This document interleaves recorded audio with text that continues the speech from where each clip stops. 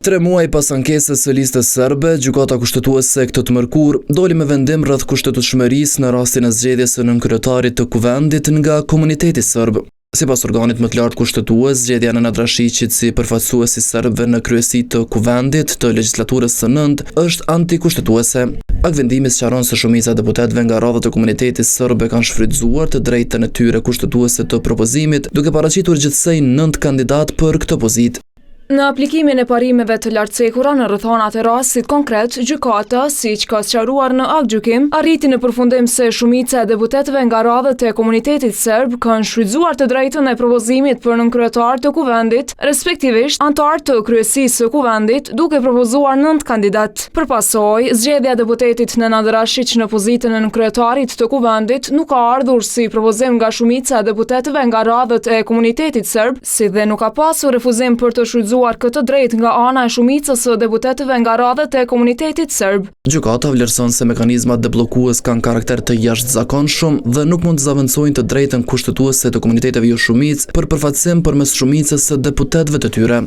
Mekanizmat e deblokimit përfshir atë që votimi për kandidatin apo kandidatën e njëjtë mund të realizohet vetëm deri në 3 herë dhe se procedura e shortit duhet të vijë në shprehje vetëm në rrethana përjashtimore dhe për qëllim për të cilin ato janë përcaktuar, përkatësisht në funksion të konstituimit të kuvendit, duke pasur parasysh edhe afatet kohore të përcaktuara në kushtetut, në mënyrë që organi legjislativ të bëhet funksional brenda afatit prej 30 ditësh, sikurse përcaktohet me paragrafin 1 të nenit 66. Pavarësisht se legjislatura 9 tashmë është shpërbër, ky vendim konsiderohet mjaft i domosdoshëm për të evituar një skenar të tillë në legjislaturën e 10. Eventualisht mos përsëritet situata sepse me sapo vrehet numrat janë afërsisht ose saktësisht të njëjtë si ka qenë në mandatin paraprak. Legjislatura 9 u konstitua 6 muaj pas nisjes së seancës konstituive, e cila vazhdoi plot 63 herë pa pasur epilog. Megjithatë, vetëm pak ditë pas konstituimit, kuvendi u shpërbë me që nuk arriti të zgjidhet qeveria e re.